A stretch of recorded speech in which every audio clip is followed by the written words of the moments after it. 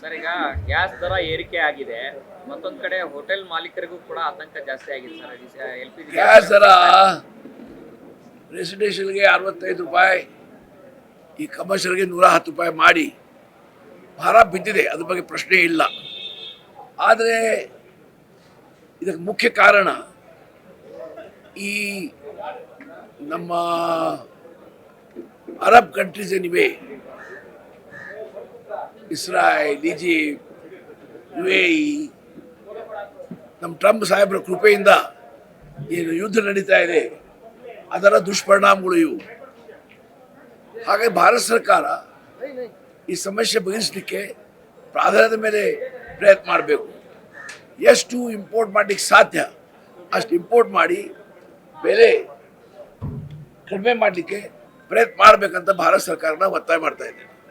ಈಗ ಬೆಂಗಳೂರಲ್ಲಿ ಟ್ರಾಫಿಕ್ ಜಾಸ್ತಿ ಆಗಿದೆ ಅಂತಂದೇಳಿ ಎಲ್ಲ ಟೀಕೆಗಳು ಕೇಳಿ ಬರ್ತಾ ಇದೆ ಸರ್. ನೋಡಪ್ಪ, ಟ್ರಾಫಿಕ್ಗಳು ಬೆಂಗಳೂರಲ್ಲಿ ಜಾಸ್ತಿ ಆಗಿದ್ದು ನಿಜ.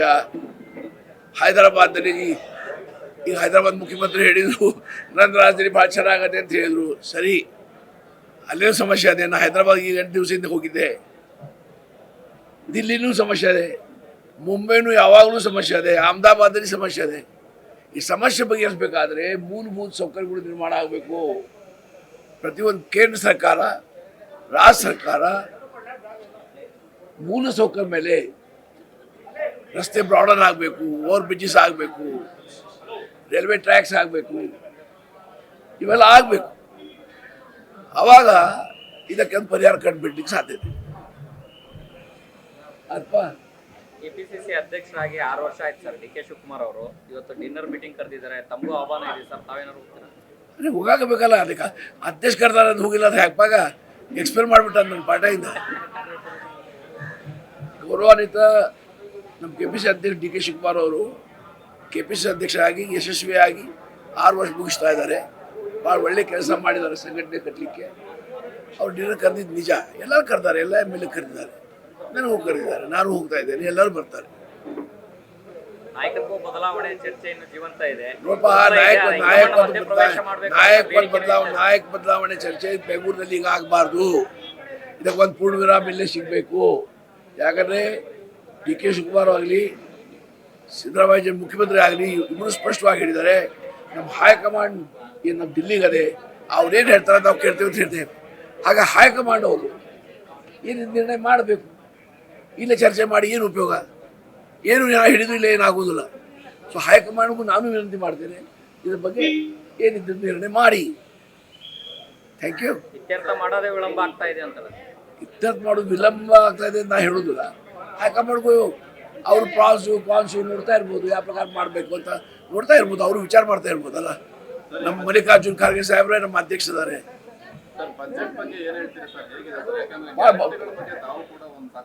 ನೋಡ್ರಿ, ಬಜೆಟ್ ಭಾಳ ಚೆನ್ನಾಗದೆ, ನಾವು ಒಪ್ಕೊಳ್ತೇನೆ. ಭಾಳ ಆರ್ಥಿಕ ಸಮಸ್ಯೆಗಳು ಇವೆ. ಅದು ಆ ಪ್ರೊಸೆಸ್ನಲ್ಲಿ ಸಿದ್ದರಾಮಯ್ಯನ ಮೆಚ್ಚಬೇಕು. 17ನೇ ಬಜೆಟ್ ಅವ ಮಂಡಿಸಿದ್ದಾನೆ. ಮತ್ತು ದೇಶದಲ್ಲಿ ಯಾರು ಮುಖ್ಯಮಂತ್ರಿಯವರು ಅಥವಾ ಫೈನಾನ್ಸ್ ಮಿನಿಸ್ಟ್ರಿ ಬಜೆಟ್ ಬಂದಿಲ್ಲ, ಅವ್ರು ನಾನು ಅಭಿನಂದಿಸ್ತೇನೆ. ಆದರೆ ಇವತ್ತು ಸಮಸ್ಯೆಗಳು ಎಷ್ಟೋ ಅಪೇಕ್ಷೆ ಇದ್ದರೆ ಎಲ್ಲ ಅಪೇಕ್ಷೆಗಳು ದೂರ ಮಾಡಲಿಕ್ಕೆ ಆಗೋದಿಲ್ಲ. ಬಜೆಟ್ ಅಂದರೆ ಅದಕ್ಕೊಂದು ಕೆಲವೊಂದು ನಿರ್ಬಂಧ ಇರ್ತವೆ. ಆದರೆ ಬಜೆಟ್ನಲ್ಲಿ ಸಾಕಷ್ಟು ಅವಕಾಶಗಳು ಅಭಿವೃದ್ಧಿ ಕೆಲಸಕ್ಕೂ ಕೊಟ್ಟಿದ್ದಾರೆ, ಆಡಳಿತ ಸುಧಾರಣೆಗೂ ಕೊಟ್ಟಿದ್ದಾರೆ ಅಂತ ನಾನು ಭಾವಿಸ್ತೇನೆ. ನೋಡಿ, ಗ್ಯಾರಂಟಿ ಯೋಜನೆಯಲ್ಲಿ ಸಾಧಾರಣ 58,000 ಕೋಟಿ ರೂಪಾಯಿ ಹೋಗ್ತಾ ಇವೆ ವರ್ಷಕ್ಕೆ. ಈಗ ಗ್ಯಾರಂಟಿ ಯೋಜನೆಯಲ್ಲಿ ನಾವು ಏನು ಮಾತು ಕೊಟ್ಟೇವೆ, ಅದ್ರ ಪ್ರಕಾರ ಅನುಷ್ಠಾನಕ್ಕೆ ಬರ್ತಾ ಇದೆ. ಈಗ ಅದು ನಾವು ಕಡಿಮೆ ಮಾಡಬೇಕಾದ್ರೂ ಸಹ ಅದು ಪಕ್ಷದಲ್ಲಿ ನಿರ್ಣಯ ಆಗಬೇಕಲ್ಲ. ಗ್ಯಾರಂಟಿಗಳಿಗೆ ಕೊಡ್ತಾ ಇರೋ ಅನುದಾನ ವರ್ಷ ಕಡಿಮೆ ಆಗ್ತಾ ಇದೆ. ಮೊದಲ ವರ್ಷ 56 ಕೊಟ್ಟಿದ್ರು, ಆಮೇಲೆ 52 ಕೊಟ್ಟಿದ್ರು. ಇಲ್ಲ, ಅದು ತಗೊಳ್ಳೋರು ಕಡಿಮೆ ಇದ್ದದ್ದು ಏನು ಮಾಡಬೇಕು?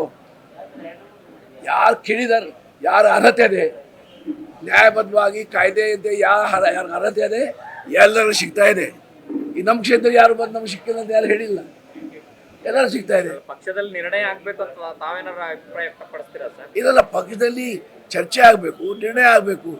ಒಬ್ಬ ಮುಖ್ಯಮಂತ್ರಿ ಒಬ್ಬರು ಮಾಡೋಕ್ಕೆ ಬರೋದಿಲ್ಲ. ಯಾಕಂದರೆ ಅದು ಒಮ್ಮೆ ನಿರ್ಣಯ ಆದ ನಂತರ ಶಾಸಕ ಪಕ್ಷಕ್ಕೆ ಚರ್ಚೆ ಮಾಡಿ ಈ ನಿರ್ಣಯಕ್ಕೆ ಒಂದು ಪರಿಹಾರ ಕರಿಬೇಕಾಗ್ತದೆ. ಹೈಕಮಾಂಡ್ಗೂ ಕನ್ಸಲ್ಟ್ ಮಾಡಬೇಕಾಗ್ತದೆ. ಮೊನ್ನೆ ಮುಖ್ಯಮಂತ್ರಿಗಳು ಹೇಳಿದ್ದಾರೆ, ರಾಜ್ಯದ ಜನ ನಾನು ಇರಬೇಕು ಅಂತ ಬಯಸಿದ್ದಾರೆ, ಹೈಕಮಾಂಡ್ ಅವಕಾಶ ಕೊಟ್ಟರೆ ಮುಂದೆ 2 ಬಜೆಟ್ ನಾನೇ ಬಂದು ಮಂಡಿಸ್ತೀನಿ ಅಂತ. ನಾ ಏನು ಹೇಳ್ಬೇಕು ಅದ್ರ ಬಗ್ಗೆ? ಮುಖ್ಯಮಂತ್ರಿ ಏನು ಹೇಳಿದ್ದಾರೆ? ತಪ್ಪು ಹೇಳಿಲ್ಲ. ಅವ್ರಿಗೊಂದು ನಾವು ಮುಂದುವರಿಬೇಕಂತ ಅಪೇಕ್ಷೆ ಇದ್ರೆ ಏನು ತಪ್ಪಿಲ್ಲ. ಅದರ ಒಂದೊಂದು ಹೇಳಿದ್ದಾರೆ. ಹೈಕಮಾಂಡು ಅದಕ್ಕೆ ಒಪ್ಕೊಳ್ಬೇಕಂತ ಹೇಳಿದ್ದಾರೆ. ಸೊ ಹೈಕಮಾಂಡ್ ನಾನು ಹೇಳಿದ್ದಾರೆ, ಹೈಕಮಾಂಡ್ ಏನು ಹೇಳ್ತಾರೆ, ಇಬ್ಬರು ಕೇಳಿಗೆ ಒಪ್ಕೊಂಡಾರೆ. ಹಾಗಾಗಿ ಪ್ರಶ್ನೆ ಏನಿಲ್ಲ, ಈ ಸಮಸ್ಯೆಗೆ ಪ್ರಶ್ನೆ ಇಲ್ಲ. ಬೆಂಗಳೂರಲ್ಲಿ ಚರ್ಚೆ ಮಾಡುವ ಸಮಸ್ಯೆ ಅದು ಅಲ್ಲ. ನಮಸ್ಕಾರ. ಇನ್ನಷ್ಟು ಹೆಚ್ಚಿನ ಮಾಹಿತಿಗಾಗಿ ಫಾಲೋ ಮಾಡಿ ಬ್ರಿಗೇಡ್ ನ್ಯೂಸ್ ಕನ್ನಡ.